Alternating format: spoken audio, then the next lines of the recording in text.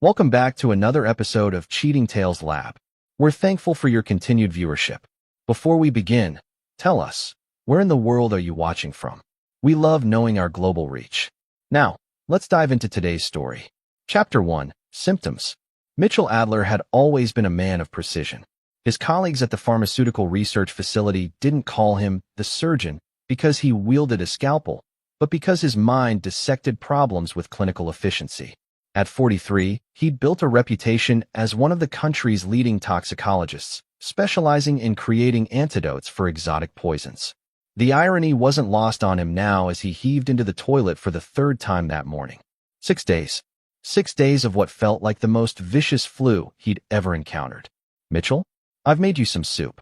Vivian's voice carried a hint of something he couldn't quite place. Concern? Anticipation? Mitchell wiped his mouth and stared at his reflection. His normally sharp blue eyes were bloodshot, skin sallow despite his naturally tanned complexion.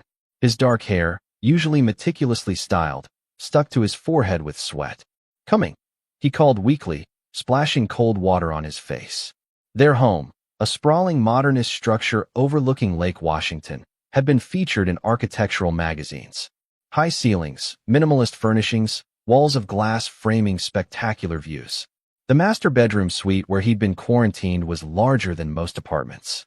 Everything in Mitchell's life was deliberate, controlled, exceptional, including his marriage. Or so he'd thought. He shuffled back to bed just as Vivian entered carrying a tray. At 38, she remained strikingly beautiful, her auburn hair falling in soft waves, her figure trim from relentless Pilates and tennis. They'd met 12 years ago when she was a pharmaceutical sales representative. Her professional smile had hidden a razor-sharp intelligence that had initially attracted him. You look terrible, darling. She set the tray down and pressed her hand to his forehead. Still feverish. The doctor said it should pass in a few more days.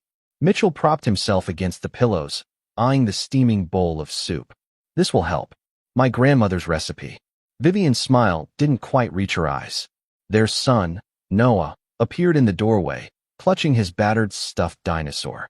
Even at 7, the boy had Mitchell's analytical gaze, always observing, processing. Can I come in? Noah asked. Your father's still contagious, sweetheart, Vivian said. Why don't you go finish your homework? Noah hesitated, his eyes darting between his parents before reluctantly retreating. He's been having nightmares again, Vivian said, stirring the soup slowly. Dr. Palmer thinks it might be related to his anxiety. Mitchell frowned. Since when is Noah seeing Dr. Palmer? I thought we agreed his school counselor was sufficient. Things change, Mitchell. Sometimes we need to make decisions without committee meetings. She held out a spoonful of soup. Try this. It'll help restore your electrolytes. Mitchell took the spoon, but his phone buzzed before he could taste it. It's the lab. I need to take this. Annoyance flashed across Vivian's face. Of course you do. She left the tray and walked out, her posture rigid. Mitchell answered the call from his research partner, Bryant. Lab results came back on that compound, Bryant said without preamble. You were right. The molecular structure destabilizes at body temperature, meaning the toxicity increases exponentially, Mitchell concluded. We need to reformulate. Already on it. How's the plague treating you? I've felt better. Mitchell glanced at the soup. Should be back next week. After ending the call, he reached for the spoon again when Noah burst back into the room, eyes wide with panic. Mitchell startled as his son climbed onto the bed and knocked the spoon from his hand. Dad, don't eat it. Noah whispered urgently, his small body trembling. I saw her pouring the cleaning stuff from under the sink into it. She told Grandpa on the phone it mimics flu symptoms perfectly. She's coming back, Dad. The words hit Mitchell like a physical blow. He heard Vivian's footsteps approaching. Pretend to drink it, Noah pleaded, scrambling off the bed. Mitchell's mind raced, years of professional caution kicking in. He lifted the bowl just as Vivian appeared in the doorway. Noah, I told you to stay out, she snapped. He just wanted to check on me, Mitchell said, bringing the soup to his lips without letting any touch his mouth. It's good, Viv. Thank you. Noah retreated, throwing one last desperate glance at his father. Vivian's smile returned as she watched Mitchell pretend to swallow another spoonful. I'm glad you like it, she said softly. I put everything into making it special. Chapter 2, Diagnosis. Mitchell discovered the truth about his illness with the same methodical precision he applied to his laboratory work. The evening after Noah's warning, he collected samples of the soup, his urine, and blood while Vivian believed he was sleeping. He kept a small testing kit for emergency work situations. It wasn't comprehensive, but it would tell him if common toxic substances were present. The initial results confirmed his suspicions. Traces of ethylene glycol, antifreeze, were present in both the soup and his bodily fluids. A colorless, sweet-tasting compound that metabolized into toxic acids in the body. Its symptoms: nausea, vomiting, kidney failure, death if untreated. The realization that his wife of 12 years was systematically poisoning him should have devastated him. Instead, Mitchell felt a coldness settle into his bones, replacing the fever that had plagued him. He silently administered the antidote he kept in his home lab, then began planning. Over the next 2 days, he pretended to consume Vivian's healing concoctions while actually disposing of them and monitoring his recovery. He installed a small camera in their bedroom and kitchen, linking the feed to his phone. He placed motion sensors on his home office door and desk drawers. On the third night, while supposedly delirious with fever, he watched through the camera as Vivian entered their bedroom at 2:14 a.m. She checked his breathing, then removed a small vial from her robe pocket and added several drops to his water glass. An hour later, his phone alerted him to movement in his office. The footage showed Vivian methodically searching through his papers, photographing documents with her phone. By morning, Mitchell had 3 revelations. His wife was trying to kill him, she was searching for something in his files, and, based on Noah's warning about Grandpa, she wasn't working alone. Vivian's father, Roland Winters, had died 5 years earlier. Or so Mitchell had been told. "How are you feeling today?" Vivian asked the next morning, bringing another tray of food. Her compassionate tone now sounded performative to his ears. "A little better," Mitchell lied. In truth, he felt significantly improved since administering the antidote. "The doctor called. Said my symptoms suggest this might be more than a flu. He's sending over some additional medication." "What kind of medication?" Vivian asked too quickly. "Something for potential kidney inflammation. Common complication with severe viral infections." Mitchell watched her carefully. He's concerned about the progression. "I've been thinking," Vivian set the tray down. "Maybe we should get a second opinion. My friend Leanne's husband is a specialist. I could call him." "That won't be necessary," Mitchell replied. "Dr. Weston has already consulted with a toxicologist." Her smile faltered for just a moment. "A toxicologist? That seems excessive for the flu. Better safe than sorry. After all, that's my field." He maintained eye contact. "Poisons can be tricky things. Some symptoms mimic common illnesses perfectly." The color drained from Vivian's face. "I'm sure it's nothing serious. We'll see." Mitchell picked up his fork, noticing how her eyes tracked his every move. "Noah seemed upset yesterday. Is he okay?" "Children have active imaginations," she replied dismissively. "He's been watching too many of those mystery shows." Later that day, Mitchell called his longtime friend and attorney, Russell Delaney. They'd known each other since college, and Russell was one of the few people Mitchell trusted implicitly. "I need a favor, Russ. Completely confidential. You know I'm good for it." "What's going on?" "I need information on Roland Winters. Vivian's father. The one who died years ago. That's the question. I need to know if he's actually dead." Russell's silence spoke volumes. "Mitch, what's happening?" "I can't explain now, but I need surveillance on Vivian. Professional, discreet. And I need someone to look after Noah if something happens to me." "Jesus, Mitch. Just do it, Russ. I'll explain everything soon." That night, while Vivian was at her book club, Mitchell searched her personal laptop. Years of marriage had made her careless. Her password was still Noah birthday 2018. What he found confirmed his growing suspicions. Encrypted emails to an account named Phoenix_Rising. Detailed records of his work schedule, research notes, financial information.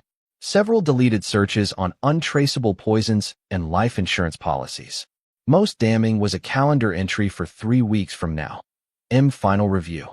2 days later. Transfer complete. Mitchell was piecing together a terrifying puzzle, one where he wasn't meant to survive to see its completion.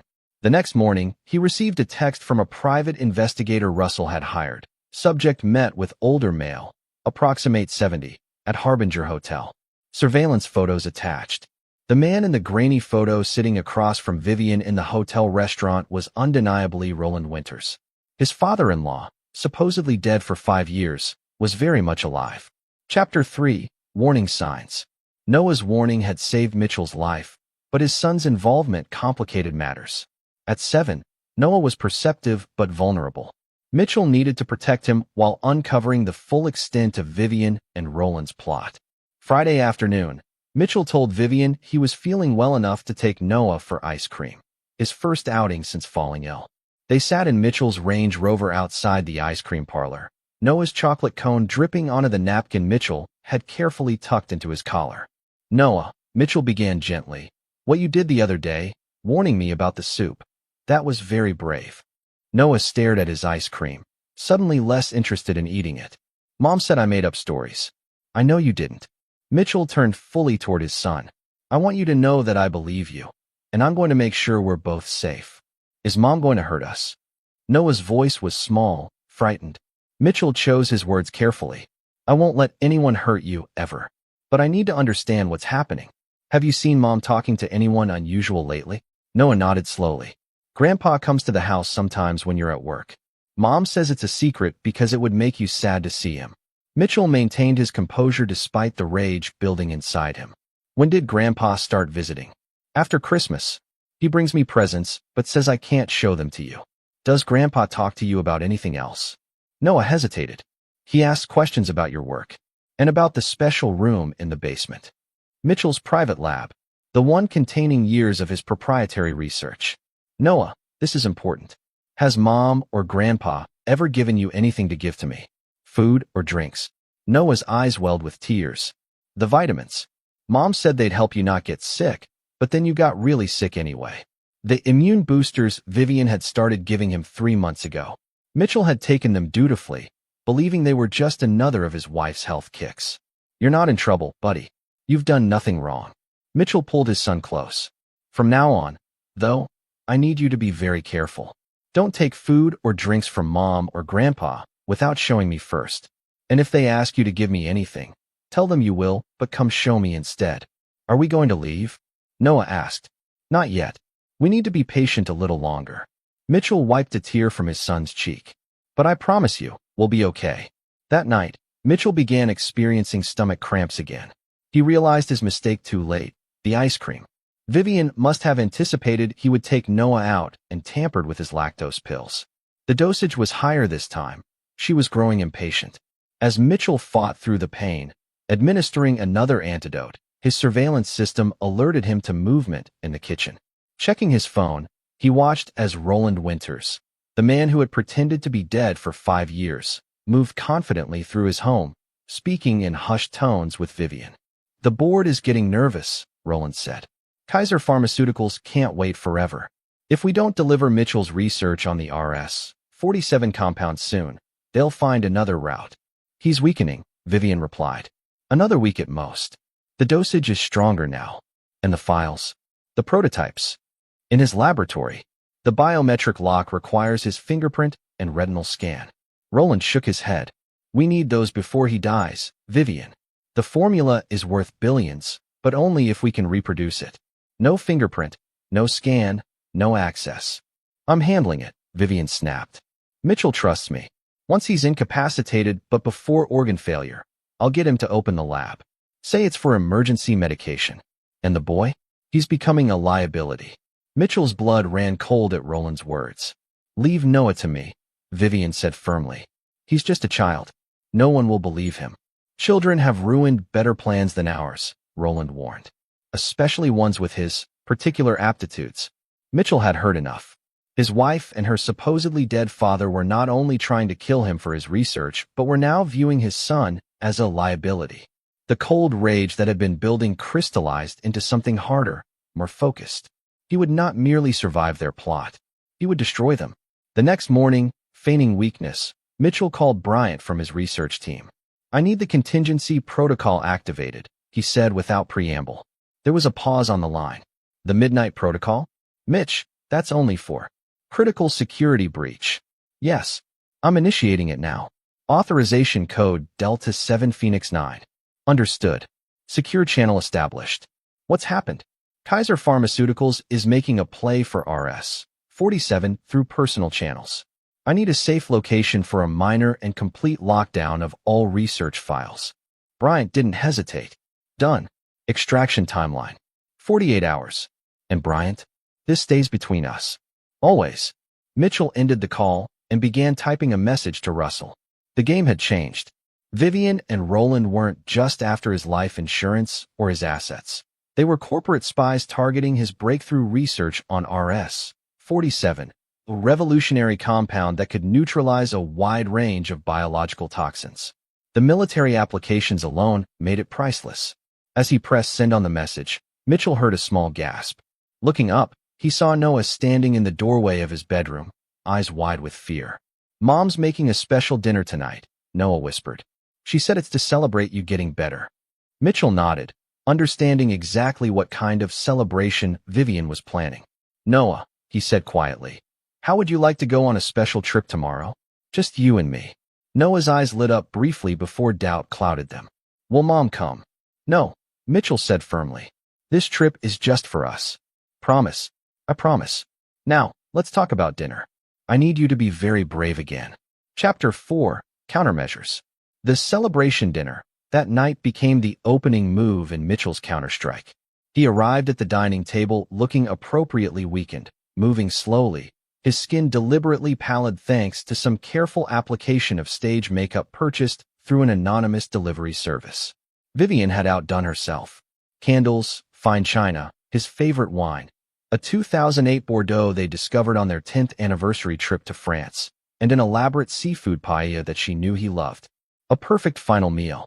"You didn't have to go to all this trouble," Mitchell said, lowering himself carefully into his chair. "Nonsense. You're finally turning the corner on this awful flu. That deserves celebration." Vivian smiled warmly, reaching across to squeeze his hand. "Besides, I've been thinking about our conversation last month, about spending more quality time together. You were right." The calculated sincerity in her voice would have been convincing if Mitchell hadn't seen her true nature. He wondered how many other performances he'd applauded over their years together. "Noah, put your napkin in your lap properly," Vivian corrected as their son fidgeted nervously. "It's fine," Mitchell said, winking at Noah. "Let the boy enjoy his dinner." As Vivian served the paella, Mitchell activated the recording device hidden in his watch, another emergency tool from his lab. Every word tonight would be documented. "This looks amazing," he said, lifting his wine glass. A toast?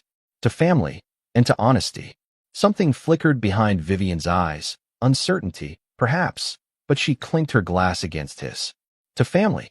Mitchell took a sip of wine, then set about casually rearranging items on the table, moving the salt cellar, adjusting his plate, seemingly absent-minded actions that positioned his specially designed dinner napkin over his lap at a precise angle. "How's your father's estate settlement coming along?" Mitchell asked innocently. "Any word from the attorneys in Switzerland?" Vivian's fork paused halfway to her mouth. "What? Roland's estate? You mentioned last year there were still some issues with the Swiss accounts." "Oh." She recovered quickly. "No, nothing new. Why do you ask?" "Just curious. Death creates such complicated legal tangles." Mitchell took a bite of paella, letting it drop into the napkin concealed beneath the table. "I've been thinking about updating my own will, actually, given this health scare." "That seems premature," Vivian said, her voice carefully neutral. "Better safe than sorry. Speaking of which, I should show you how to access my emergency medical supplies. In case something like this happens again." Vivian's expression brightened with poorly disguised interest. "Your lab? You've always been so protective of it." "Family comes first," Mitchell replied, taking another false bite. "We could go down after dinner." "That would be wise," she agreed, refilling his wine glass with unusual generosity. Throughout dinner, Mitchell maintained the illusion of eating while depositing most of the food into the specialized napkin. Noah, following their carefully rehearsed plan, kept Vivian distracted with questions about his upcoming school science fair. After dinner, Mitchell excused himself to use the bathroom. Once alone, he extracted the samples of food and wine he'd collected, storing them in airtight containers hidden in his robe pocket. He then sent a pre-prepared text to Russell, "Package ready for analysis. Midnight pickup." Returning to the dining room, Mitchell found Vivian clearing dishes while Noah watched her with wary eyes. "Noah, time for bed," Mitchell announced. "I'll tuck you in tonight." "I was going to read him a story," Vivian protested. "You've done enough tonight," Mitchell replied, the double meaning clear only to himself. "I'll handle bedtime." In Noah's room, Mitchell went through their nighttime routine with deliberate normalcy: pajamas, teeth brushing, bedtime story. As he closed the book, he leaned close to his son. "Remember what we discussed about tomorrow," he whispered. "One small backpack with your favorite things. Nothing obvious." Noah nodded solemnly. "Will we come back home?" Mitchell considered his answer carefully. "This house may not be our home much longer, but we'll be together, and that's what matters." After Noah fell asleep, Mitchell returned to find Vivian waiting in the hallway, a familiar gleam in her eye. Once, he would have recognized it as desire. Now he saw it for what it was: calculation. "I thought we could have a real celebration," she purred, running her hand down his chest. "It's been weeks." Mitchell recognized the final phase of her plan. If the poison in his dinner didn't finish him, the significantly higher dose she'd likely prepared for their intimate encounter would. Sex had always been a weapon in Vivian's arsenal. Now it would be the murder weapon. "I'd like nothing more," he lied, pulling her close. "But first, let me show you the lab access. Better to do it while I'm thinking clearly." Disappointment flashed across her face before she masked it with a smile. Of course, safety first. They descended to the basement, where Mitchell's state-of-the-art laboratory was secured behind a reinforced door with a biometric scanner. "This reads both fingerprint and retinal patterns," Mitchell explained, placing his thumb on the scanner and leaning forward for the eye scan. "Only my biometrics will open it." The door slid open with a soft hiss, revealing a pristine lab space.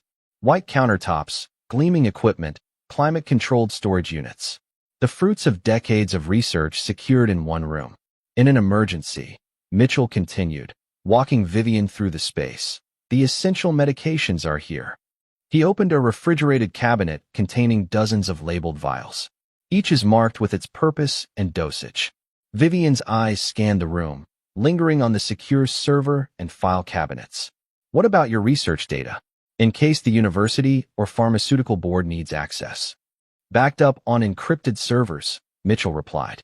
"But there's a physical failsafe as well."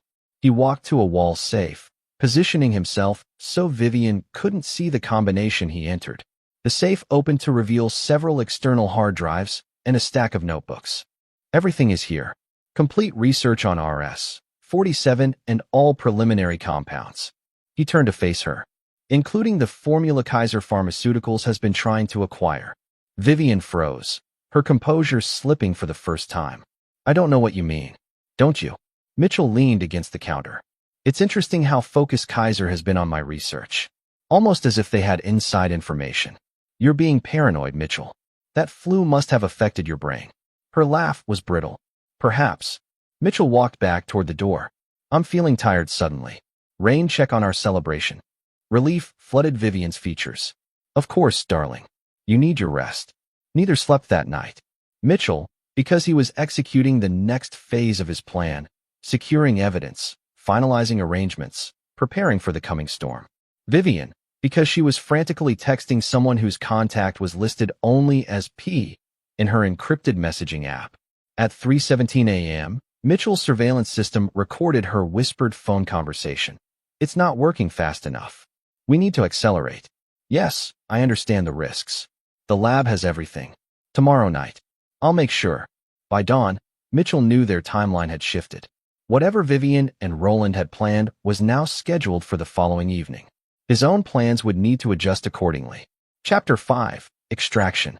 The following morning brought a critical development.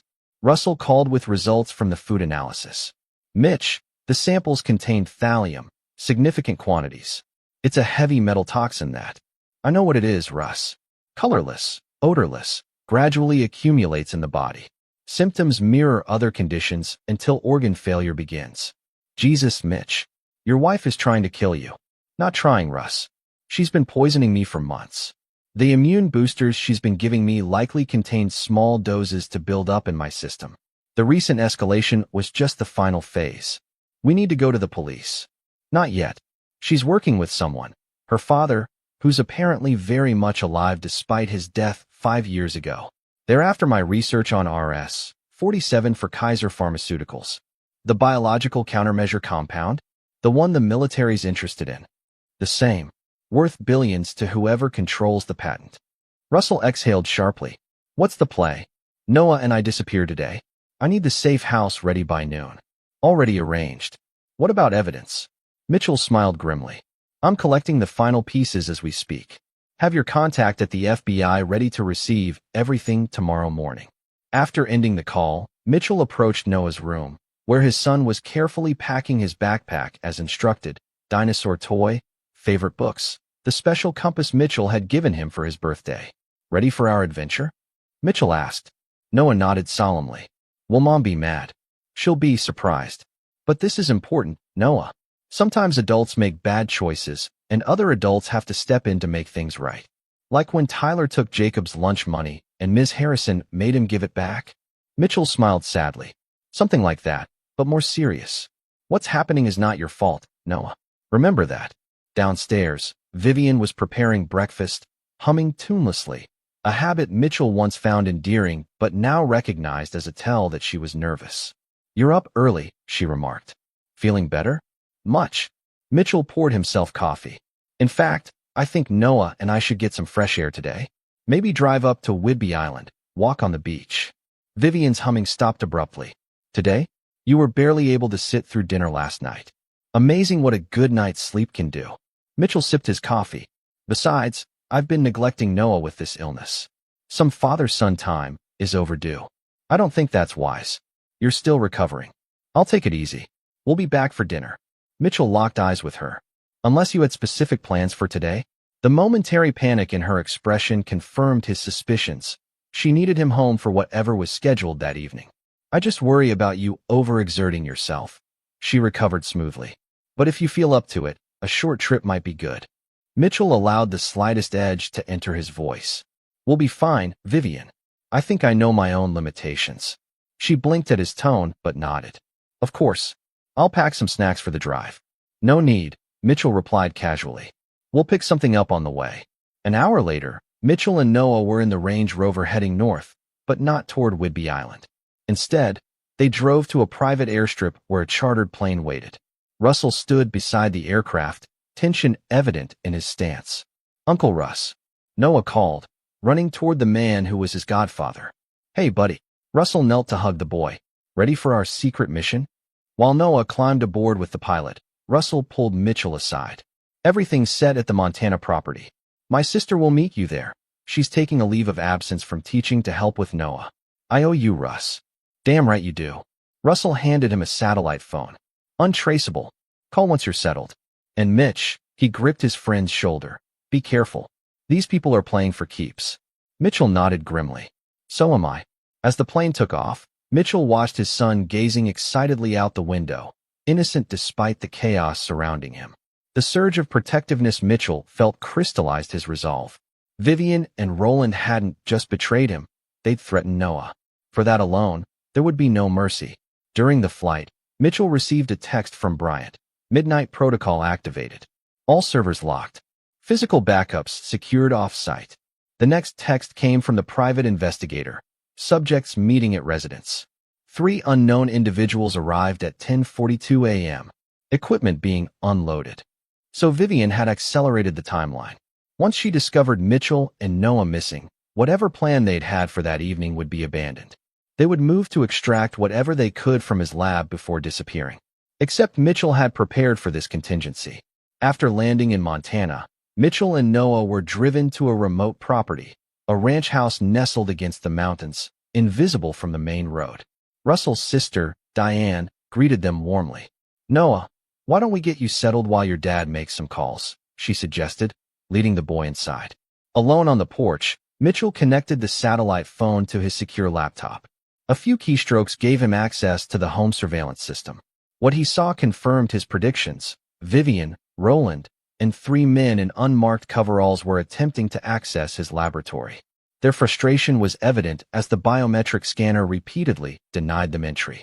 Try his backup codes, Roland demanded. I told you he never shared them with me, Vivian snapped. Then we do this the hard way. Roland gestured to one of the men, who produced what appeared to be a specialized electronic device. This will bypass the security, but it will also trigger any alarm systems. We don't have a choice, Vivian said. If Mitchell suspects anything, he won't come back willingly. This is our only opportunity. Mitchell watched them work for several minutes before making his next call to the security company that monitored his home. This is Mitchell Adler. Authorization code Sierra Tango 957. I'm observing a break-in attempt at my residence via remote cameras. Please dispatch police immediately. Verifying code. Confirmed, Dr. Adler. Police are being dispatched. Would you like us to trigger the integrated security response? Mitchell smiled coldly. Not yet. Wait for my signal. His next call was to Special Agent Carmichael at the FBI's Corporate Espionage Division, a contact Russell had arranged. Dr. Adler, we've reviewed the preliminary evidence your attorney provided. It's compelling but not yet sufficient for an arrest. Check your secure server in 5 minutes, Agent Carmichael. You'll have everything you need. Mitchell ended the call and initiated a remote command on his laptop. In his home laboratory, invisible gas sensors registered the specialized tools the intruders were using to breach the security, tools that released specific chemical signatures. These signatures triggered a secondary security protocol that Mitchell had installed years ago. On his screen, Mitchell watched as hidden cameras inside the laboratory activated, capturing high-definition video and audio of the intruders.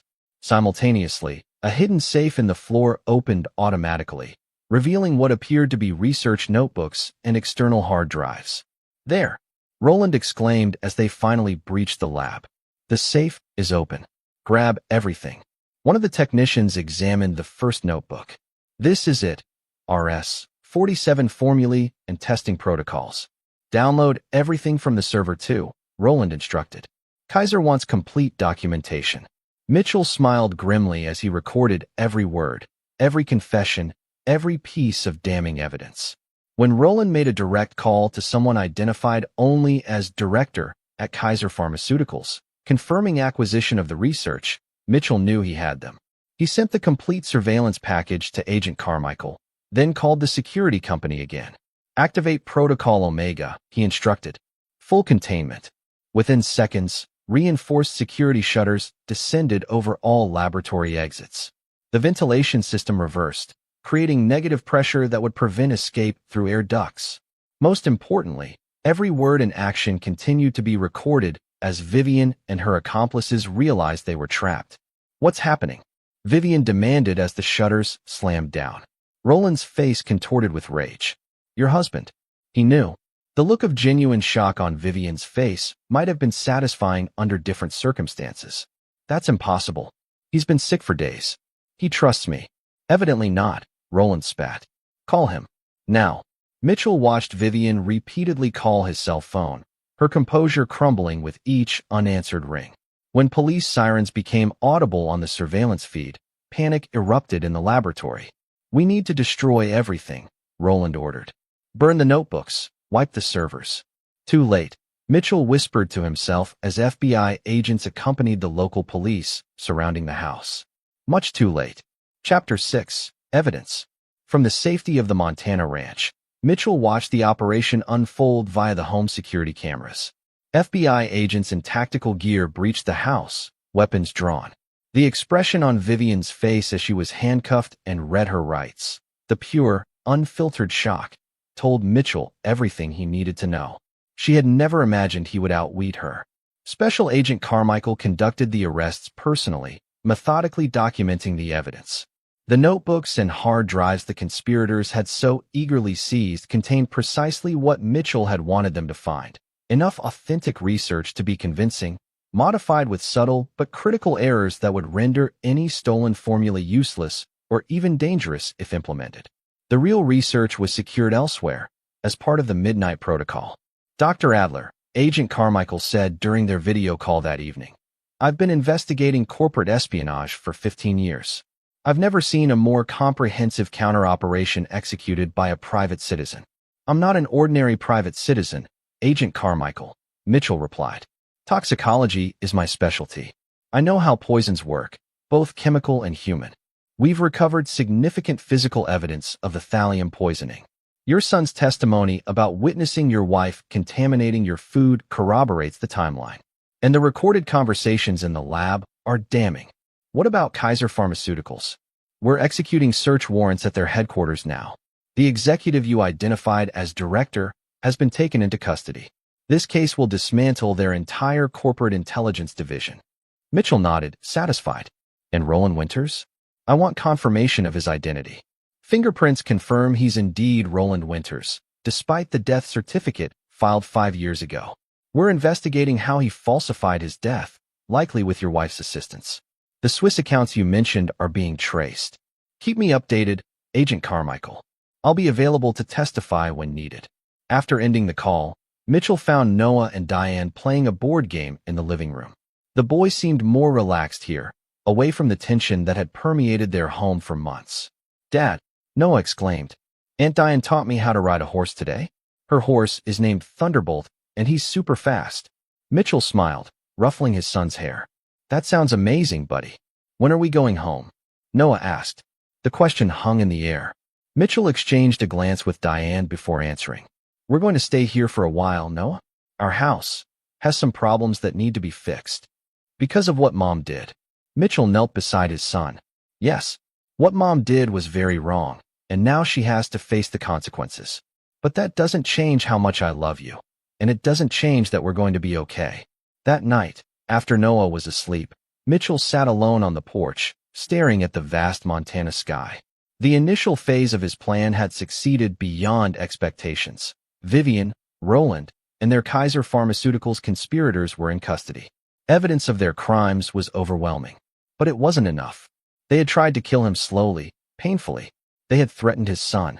They had violated every trust, manipulated every relationship, desecrated every sacred bond of family. Prison sentences, however lengthy, seemed insufficient punishment for such calculated cruelty. Mitchell opened his laptop and accessed a hidden server, one not included in the Midnight Protocol. Here, he kept his most sensitive research, including projects even his closest colleagues didn't know existed. One file was simply labeled Contingency. Inside were detailed profiles of Vivian, Roland, and every executive at Kaiser Pharmaceuticals that Mitchell had been able to identify. Financial records, personal histories, psychological assessments, vulnerabilities. This was the foundation for Phase 2, the real retribution. If the justice system provided adequate punishment, perhaps this file would remain theoretical. But Mitchell doubted that would be the case. Corporate criminals with expensive lawyers had ways of mitigating consequences. His phone rang. Russell. They're seeking bail, his friend said without preamble. Kaiser's legal team is already working to distance the company from the unauthorized actions of rogue employees. Mitchell's jaw tightened. As expected, there's more. The preliminary toxicology screen from your medical records shows elevated thallium levels, but potentially not enough to prove attempted murder beyond reasonable doubt. They may try to plead it down to aggravated assault or reckless endangerment. And Roland's identity fraud? Complicated by the international aspects. Swiss authorities are cooperating, but these investigations take time. Mitchell nodded to himself. Decision made. Keep me informed, Russ. And make sure Noah's custody is secure. Sole custody, no visitation rights for Vivian under any circumstances. Already filed the emergency petition. Given the circumstances, the judge will likely grant it immediately. After ending the call, Mitchell returned to the contingency file. For hours, he refined his approach, considering and discarding options. By dawn, he had formulated a plan that would ensure true justice, one that the legal system could never provide. Retribution would come not through prison cells, but through the same methodical dismantling of lives that they had attempted on him. Financial ruin, reputation destruction, systematic isolation, and for Vivian and Roland specifically, something more personalized. They had used poison against him, a coward's weapon that promised a slow, painful demise. Mitchell's countermeasure would be equally deliberate, but far more devastating. As the sun rose over the mountains, Mitchell closed his laptop and went inside to make breakfast for Noah. Today they would go fishing, perhaps take another riding lesson with Diane. Normal activities that would help his son heal from the trauma. But in the background, invisible gears were beginning to turn. The real retribution was just beginning. Chapter 7. Counterattack. 3 months passed. Mitchell and Noah established a new routine at the Montana ranch, their days filled with homeschooling, outdoor activities, and weekly therapy sessions for Noah. The boy was resilient, gradually processing the upheaval in his young life with the help of professionals Mitchell had carefully selected. The legal proceedings against Vivian, Roland, and their Kaiser Pharmaceuticals collaborators progressed predictably. Initial charges reduced through plea negotiations, bail granted to all except Roland, whose fake death made him a flight risk, corporate attorneys working overtime to contain the damage. Mitchell observed it all with cold detachment, attending virtual hearings from Montana, providing testimony when required. To all outward appearances, he was cooperating fully with the justice system while focusing on rebuilding life with his son. Few suspected what was happening beneath the surface. In a secured room at the ranch, Mitchell had established a command center, multiple monitors tracking financial markets, news cycles, legal proceedings. Here, he orchestrated the first phase of his true retribution. Phase 1 complete, Bryant reported during their encrypted video call. Kaiser Pharmaceuticals stock dropped 27% after those leaked research safety protocols hit the medical journals. Any connection traced back to us? Mitchell asked. None. The documents appeared to come from internal whistleblowers. Their FDA approval process for 3 major drugs has been suspended pending investigation. Mitchell nodded approvingly. The leaked documents, meticulously crafted to expose actual safety shortcuts Kaiser had implemented, had been his opening move. The company that had orchestrated his attempted murder was now fighting for its survival. What about the board members? Mitchell asked. 4 have resigned already, including Director Lawrence Phillips, your wife's contact. The SEC is investigating their stock trades prior to the public revelations. Insider trading charges seem likely. And the personal finances? Bryant's smile was cold. The algorithm you designed is working perfectly. Subtle discrepancies appearing in their accounts, investment portfolios experiencing unexplainable losses, credit scores declining without clear cause. Nothing dramatic enough to suggest deliberate tampering, but the cumulative effect is substantial. Excellent. Proceed with Phase 2 targeting Roland's Swiss accounts. I want every cent he's hidden traced and frozen. After the call ended, Mitchell turned his attention to the final element of his counterattack, the most personal one. Vivian's bail conditions prohibited direct contact with Mitchell or Noah, but allowed her to remain in Seattle under electronic monitoring. She'd moved into an upscale apartment using funds Mitchell hadn't yet managed to freeze, maintaining the appearance of dignified composure through the legal proceedings. That composure was about to shatter. Mitchell opened a secure messaging platform and contacted the private investigator who had been monitoring Vivian for months. Proceed with delivery, Mitchell instructed. The investigator confirmed receipt of the instruction, and Mitchell switched to the surveillance feed showing Vivian's apartment building. 20 minutes later, a courier delivered a package to her door. Mitchell watched as Vivian accepted the delivery, her face registering confusion when she saw no return address. Inside her apartment, she carefully opened the package to find a single item, a small, elegant silver spoon identical to the one she had used to stir poison into Mitchell's soup. Attached was a handwritten note in Mitchell's precise script. You taught me the virtue of patience. The color drained from Vivian's face as she dropped the spoon, backing away as though it might attack her. Her hands trembled as she tried calling someone, likely her attorney, but appeared to receive no answer. For the next week, similar packages arrived daily. A water glass matching their home set. A medicine bottle labeled with precise chemical nomenclature.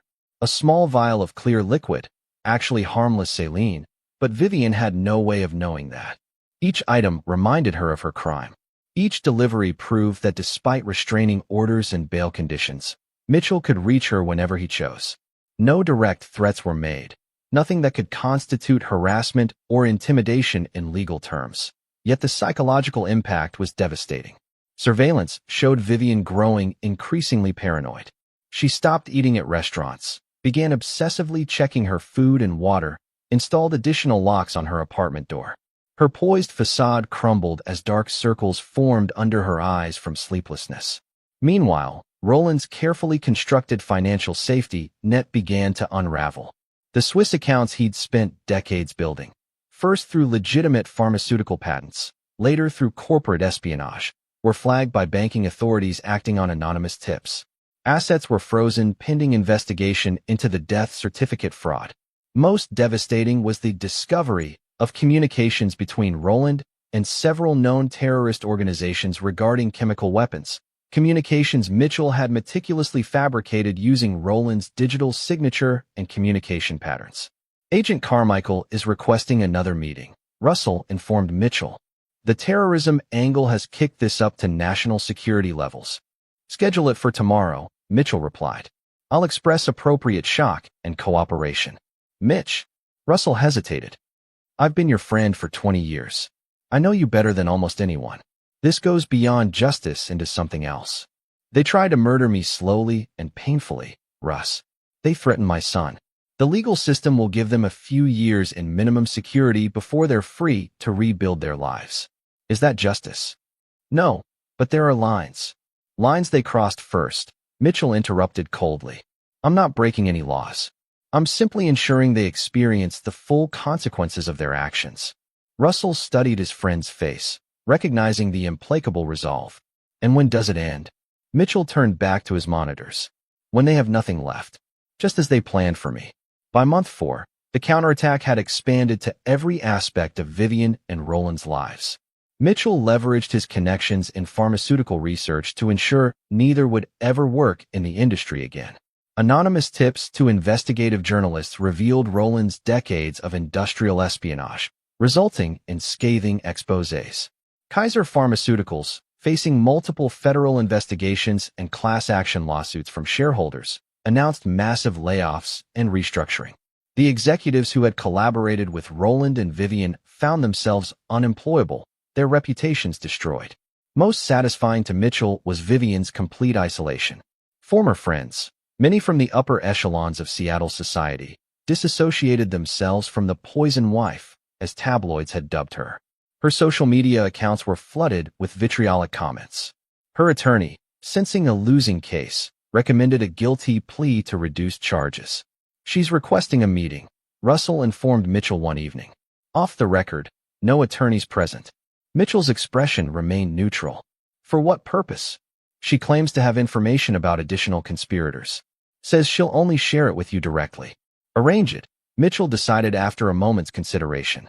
Secure location, full surveillance, no physical contact. The meeting was scheduled for the following week at a neutral location, a conference room at the FBI field office in Seattle. Mitchell flew in from Montana, leaving Noah safely with Diane. When he entered the room, he barely recognized the woman waiting for him. In just 4 months, Vivian had transformed from the polished, confident socialite into a haunted shell. Her designer clothes hung loose on her frame, her once immaculate hair dull and hastily styled. Only her eyes retained their intensity, now burning with a mixture of fear and desperation. You look well, Mitchell, she said as he took the seat across from her. You don't, he replied simply. Is that part of your plan? To destroy me completely? Mitchell regarded her dispassionately. You attempted to murder me through prolonged poisoning, a particularly cruel and painful death. You conspired to steal my life's work. You endangered our son. What exactly did you expect would happen when you failed? Prison, a divorce, financial penalties. Her hands trembled slightly. Not this, systematic decimation of every aspect of my life. My accounts frozen, my reputation ruined. Strange packages appearing despite security measures. I can't eat, can't sleep. Symptoms I experienced during your poisoning attempts. Mitchell interrupted coldly. Quite fitting, don't you think? Vivian leaned forward. Mitchell, I know I deserve punishment. But this vendetta goes beyond justice. You've become exactly what you created, he finished for her. You told me you had information about additional conspirators. That's the only reason I'm here. Her expression shifted, calculation replacing desperation. I do. Information that could implicate others at Kaiser who haven't been identified yet. Information about other research Roland targeted over the years. And in exchange, call off whatever you're doing behind the scenes. Let the legal process take its course without your enhancements. Mitchell studied her for a long moment. You still don't understand, do you? There is no negotiation here. No bargain to strike. You tried to destroy everything I am. Now I'm simply returning the favor. Mitchell, please. I'm begging you. You should have considered the consequences before you poured poison into my soup. Mitchell stood. Any information you have can be provided to Agent Carmichael. This meeting is over. As he turned to leave, Vivian called after him. What about Noah? He's lost his mother. Is that what you wanted? Mitchell paused at the door. Noah lost his mother the moment she decided his father's life was worth sacrificing for corporate secrets. Don't ever mention his name again. That night, in his hotel room, Mitchell reviewed the surveillance footage of Vivian after their meeting. She sat alone in the conference room for nearly an hour, shoulders shaking with silent sobs, before finally composing herself to meet her attorney. Mitchell felt nothing, not satisfaction, not pity, not even anger anymore. Just cold, clinical detachment. The next phase of his plan would ensure that detachment became permanent. Chapter 8. Dissolution. 6 months after the arrests, the legal proceedings reached their conclusions. Through plea agreements, Vivian received an 8-year sentence for attempted murder and corporate espionage, with possibility of parole after 4 years. Roland, facing more serious charges including identity fraud and terrorist connections, received 20 years without parole. The Kaiser Pharmaceuticals executives received varying sentences for their roles in the conspiracy. To the outside world, justice had been served. Mitchell Adler, the brilliant scientist who had survived his wife's poisoning attempt and exposed a corporate espionage ring, was rebuilding his life with his son in Montana. Media interest gradually waned as newer scandals captured public attention. Mitchell's public persona matched these expectations perfectly. He gave a single television interview expressing relief at the legal resolution and his desire for privacy. He resumed publishing research papers, though now through a different pharmaceutical company. He was photographed with Noah at a father-son fishing tournament, both smiling broadly. Behind this carefully constructed facade, the final phase of Mitchell's retribution continued with methodical precision. The Montana ranch had become a permanent home, extensively renovated to include state-of-the-art security and a new research laboratory where Mitchell could continue his work. Noah was thriving under the care of specialized tutors and therapeutic support, his natural resilience helping him adapt to their new life. On a crisp autumn morning, Mitchell sat in his study reviewing the latest reports on his ongoing operations.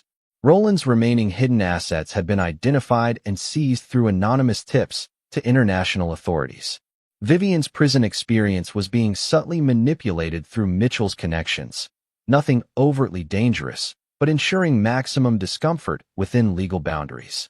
Kaiser Pharmaceuticals, once a pharmaceutical giant, had been acquired by a competitor for pennies on the dollar after its stock collapsed. The director, who had coordinated with Roland, was facing additional federal charges for financial crimes discovered during the investigation. Russell arrived that afternoon, his expression grave as he entered Mitchell's study. Everything's finalized, he reported, placing a thick envelope on the desk. Divorce decree, termination of parental rights, name change documentation for Noah. As of today, Vivian Adler legally no longer exists in your lives. Mitchell examined the documents, satisfaction evident in his eyes. And the other matter? Russell hesitated. The trust has been established as you requested. Upon your theoretical demise, Noah will be provided for, with Diane and myself as guardians and financial trustees. And the secondary trust? Also established. Russell's discomfort was palpable. Mitch, are you sure about this? The level of surveillance and control you're establishing, it goes beyond protection or even retribution. I'm ensuring they can never harm us again, Mitchell replied calmly. If something happens to me, whether natural or otherwise, the secondary trust activates. Roland and Vivian will be monitored for the remainder of their lives, with significant resources allocated to ensure they never regain what they've lost, never rebuild, never find peace. Even after you're gone? Even after they've served their sentences? Especially then. Mitchell's voice hardened. They need to understand there's no statute of limitations on betrayal of this magnitude. No fresh start. No redemption. Russell studied his friend with growing concern. This isn't just justice anymore, Mitch. It's become an obsession. Perhaps. Mitchell turned to the window, gazing at Noah playing outside with his new puppy, a German shepherd being trained in protection as well as companionship. But it's a necessary one. That evening, After Russell departed, Mitchell received an alert from one of his monitoring systems. Vivian had attempted suicide in prison, a crude effort using hoarded medication that had been discovered by guards before it could succeed. Mitchell viewed the incident report with clinical detachment. The system would continue monitoring her psychological state, not to prevent further attempts, but to document the continuing impact of his retribution. Days passed. Mitchell devoted himself to Noah's education and well-being during daylight hours, helping with science projects, teaching him to ride horses, creating new memories untainted by betrayal.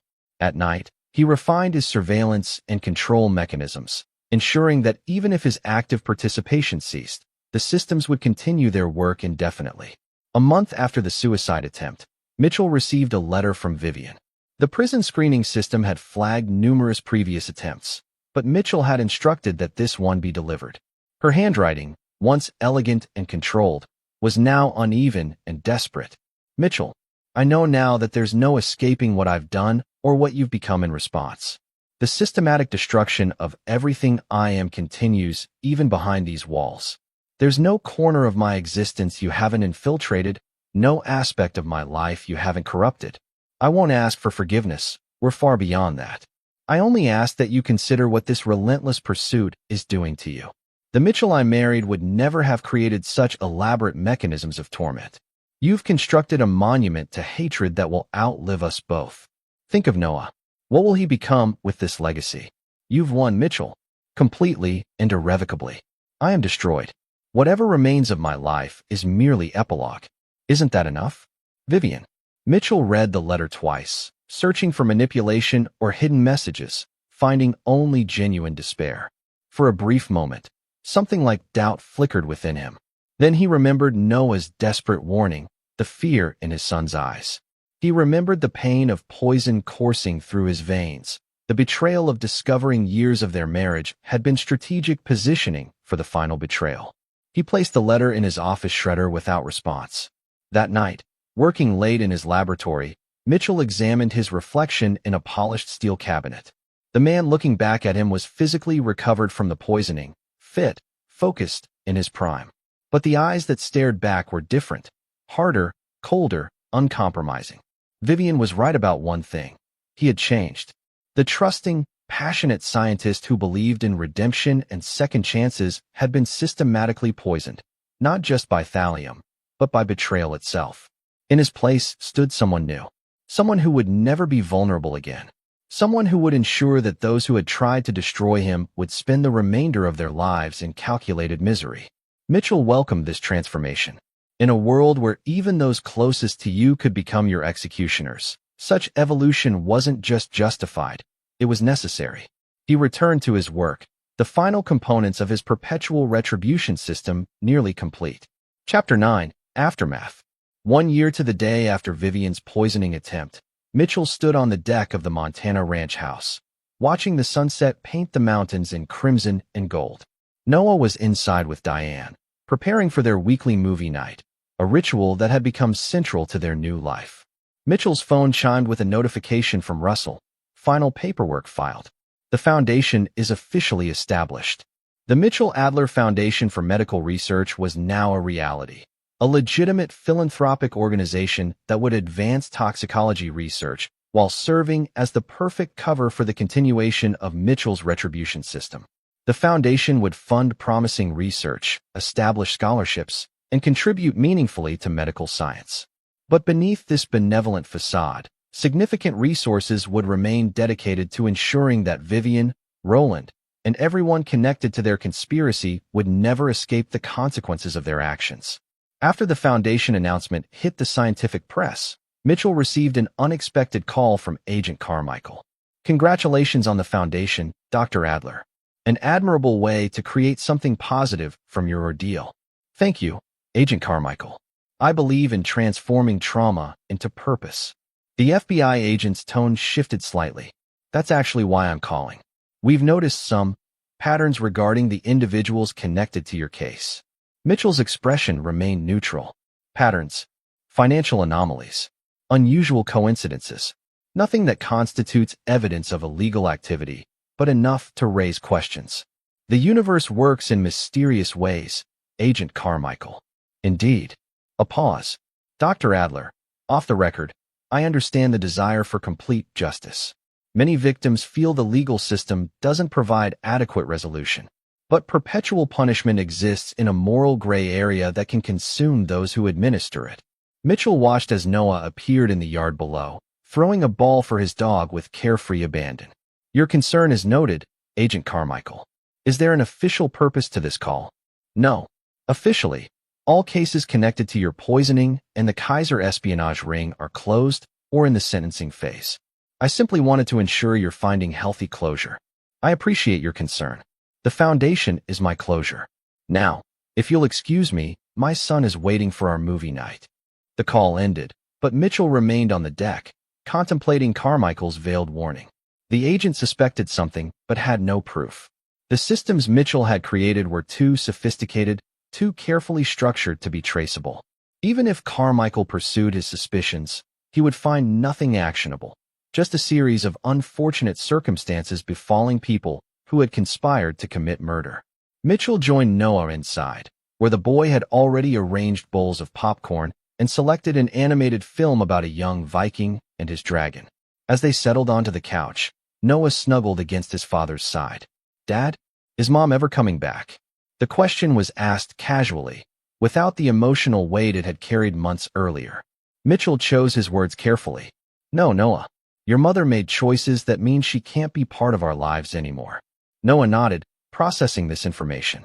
I used to be sad about it, but I'm not anymore. Is that bad? No, buddy. It's not bad. It's part of healing. Dr. Lydia says sometimes people do bad things because they're broken inside. Do you think Mom is broken? Mitchell considered how to answer.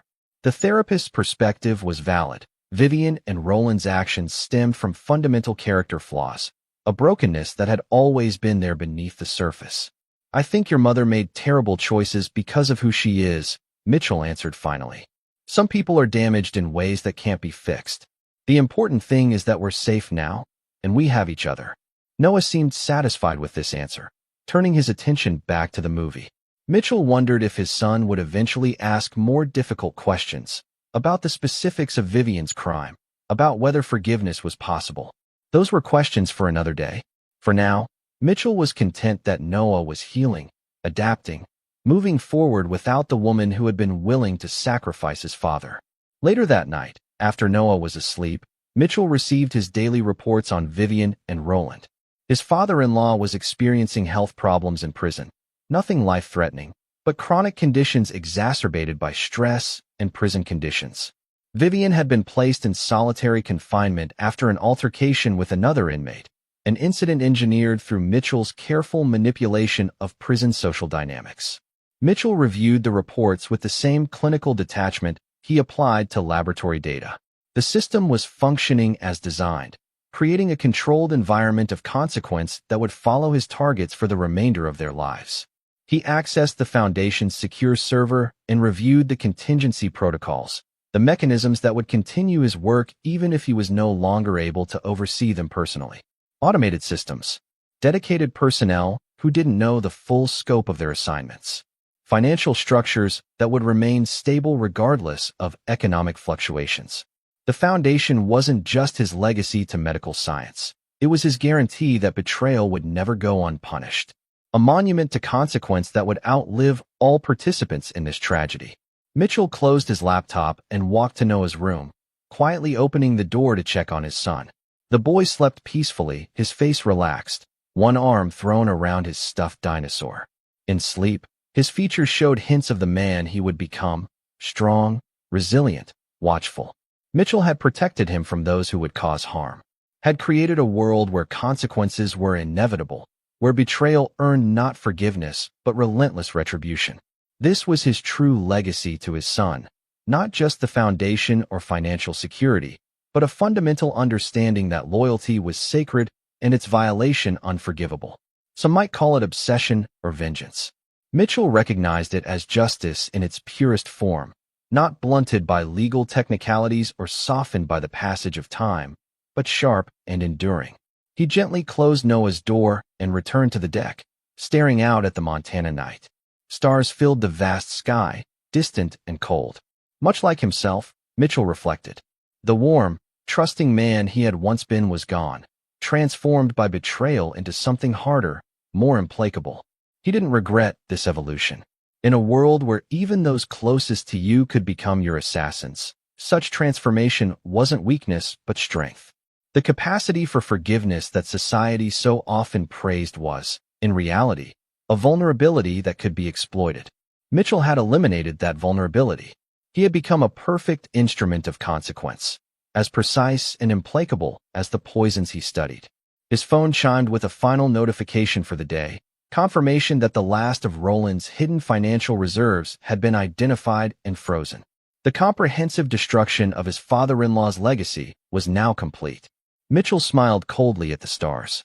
In attempting to destroy him, Vivian and Roland had instead created something far more dangerous. A man who had mastered the art of retribution, who had systematized vengeance into something that would outlive them all.